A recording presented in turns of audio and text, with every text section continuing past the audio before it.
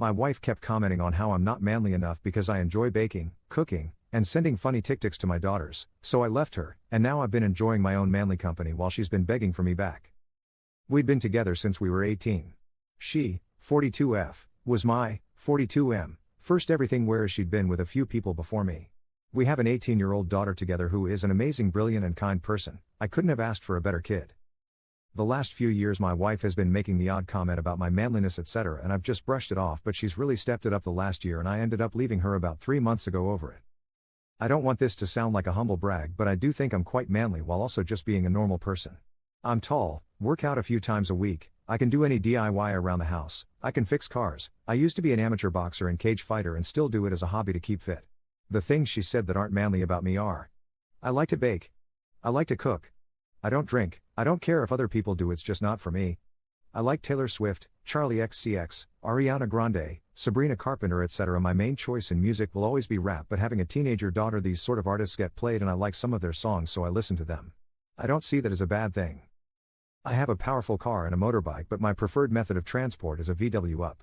It's a small car with a little engine, but if it's just me and my gym bag or work bag I don't see the problem, plus I'm not one of them who feels like a car someone drives means anything.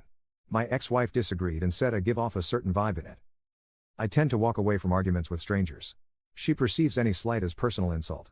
If you cut in front of her in traffic, she's leaning on the horn. Don't say thank you if you hold a door open, she's screaming and shouting at you. I just prefer to let things slide. An example is someone was being obnoxious to me on a night out for no reason. He was in my face calling me all sorts of names and even pushed me a couple of times. I just smiled at him and walked away saying I hope he gets home safely. When we got home she said I embarrassed her in front of her friends by letting him talk to me like that. I said what's the point of me knocking out a drunk kid who's half my size? She said I'm a doormat for the world. There's a few other things mainly connected to stuff me and my daughter have in common around stupid social media videos. She said it's like living with two teenage girls. In September I left her. I said I can't be spoken to like this anymore and be belittled. It's not fair. Even then she had a dig and said a real man would change.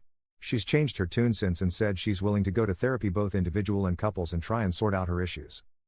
I don't know if the cuts from things she said are too deep though.